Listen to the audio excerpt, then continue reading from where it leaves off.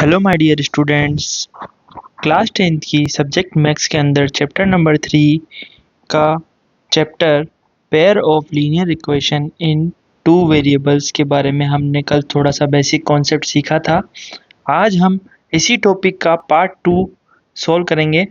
इस वीडियो के अंदर पार्ट 2 के अंदर बेसिकली हम इंट्रोडक्शन वीडियो के अंदर ही आगे बढ़ेंगे, बट अब यहाँ पे इनका सॉल्यूशन फाइंड करने की काफ़ी सारी विधियां सीखेंगे। यानी काफ़ी सारी चीज़ें इस वीडियो में हम सीखने वाले हैं जो हमारे इस चैप्टर के अंदर बहुत ही हेल्पफुल होने वाली है हमारे लिए। आई होप आपको पिछले सारे कॉन्सेप्ट्स क्लियर होंगे। अगर आपने पिछली वीडियोस नहीं देखी हो तो आप पहले मेरे चैनल पे जाके पिछली वीडियोस देख लीजिए। मैंने क्लास 10th के लिए मैथ्स सब्जेक्ट की प्रॉपर प्लेलिस्ट बना रखी है, आप वहाँ जाके विजिट कर सकते हैं। वेलकम टू क्लास विथ विजय। चलिए चलते हैं अपने वीडियो के नेक्स्ट पड़ाव पर। इस वीडियो के अंदर बेसिकली हम क्या सीखने वाले हैं बच्चों, इस वीडियो में हम डिस्कस करेंगे जो 3 टाइप्स होते हैं जिनसे हम सॉल्यूशन फाइंड कर सकते हैं। किसका? Pair of linear equation in two variables के लिए। तो सॉल्यूशन फाइंड करने के लिए क्या करेंगे, सबसे पहले हम लिखेंगे solution of pair of linear equation in two variable।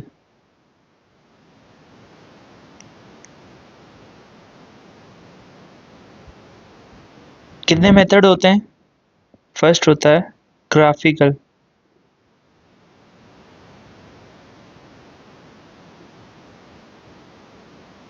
Method.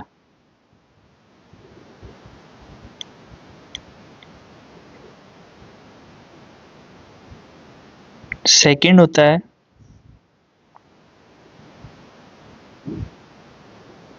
सब्स्टिट्यूशनल,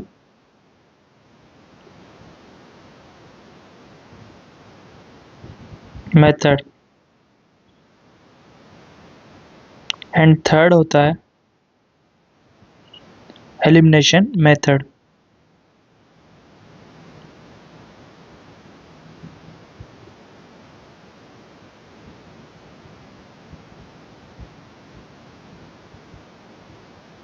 अब इन 3 मेथड के अंदर बेसिकली हम क्या करते हैं, कैसे करते हैं, ये हम इसी सीरीज में सीखेंगे बच्चों। क्योंकि हम इस सीरीज के अंदर मैथ्स सब्जेक्ट के अंदर 100 आउट ऑफ 100 मार्क्स गेन करने की कोशिश करेंगे और अपने मैथ्स सब्जेक्ट में एटलीस्ट 100% मार्क्स गेन करेंगे। और मैथ्स सब्जेक्ट जिन बच्चों को लगता है कि ये बहुत हार्ड सब्जेक्ट है, उनको ये शो करेंगे कि मैथ्स से इजी सब्जेक्ट हो ही नहीं सकता। तो चलिए चलते हैं नेक्स्ट पेज पर। इस वीडियो में हम बेसिकली एक मेथड को डिस्कस करेंगे, ग्राफिकल मेथड। ये क्या होता है, कैसे सॉल्व होता है, ये सीखेंगे इस वीडियो के अंदर। और नेक्स्ट वीडियो में बाकी 2 मेथड्स डिस्कस करेंगे। तो इस वीडियो में ग्राफिकल मेथड सॉल्व करना सीखेंगे हम। बेसिकली बच्चों, आपको पता हो तो लीनियर इक्वेशन जो होती है उसका बेसिक फॉर्म क्या होता है? टू वेरिएबल्स के लिए a1x plus b1y plus c1 is equals to 0। Second equation होती है a2x plus b2y plus c2 is equals to 0। अब क्या होता है कि बच्चों, अब इसमें 3 और चीज़ें हम चेक करेंगे। जहाँ फर्स्ट में हम क्या चेक करेंगे, a1 upon a2 is not equal to b1 upon b2। अगर ये कंडीशन आती है तो हमारा ग्राफ किस तरह से रिप्रेजेंट होगा, मैं लिख देता हूँ।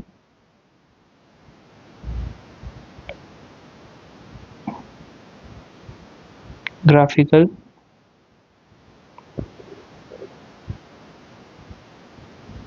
रिप्रेजेंटेशन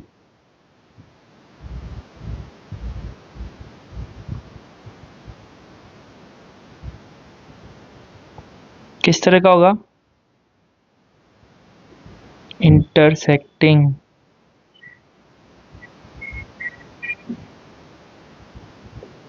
लाइन लाइन मिलेगी, इंटरसेक्टिंग लाइन मिलेगी हमें, अगर ये कंडीशन ट्रू होती है।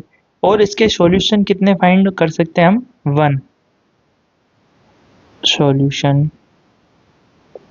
और अगर ये दोनों इक्वल है,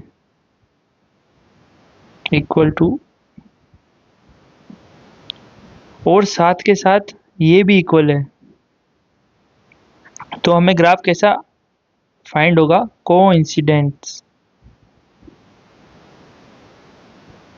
लाइन।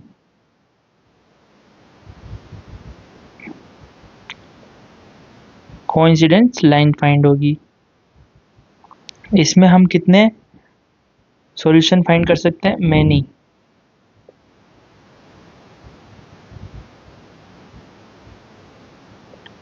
अब थर्ड जो होता है उसमें क्या होता है? A1 अपॉन A2 इक्वल होता है B1 अपॉन B2 के, but not equal to C1 upon C2 के। तो इसमें क्या होगा? पैरेलल लाइन फाइंड होगी हमें।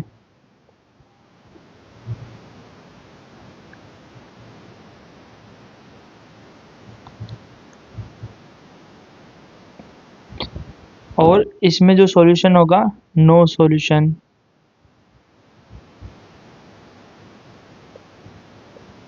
सॉल्यूशन की स्पेलिंग थोड़ी मिस्टेक है।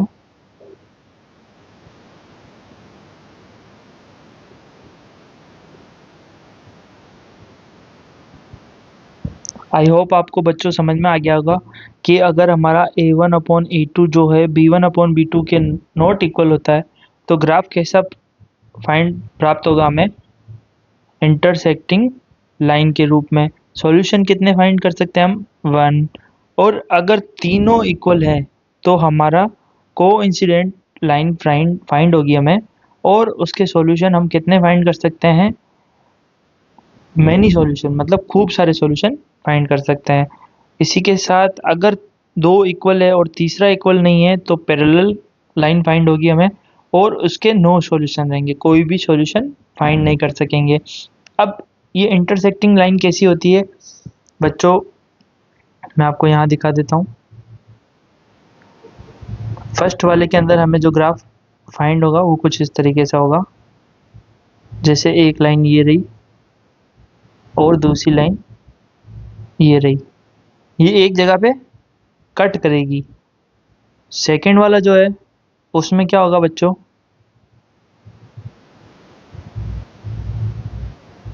अगर फर्स्ट लाइन ऐसे है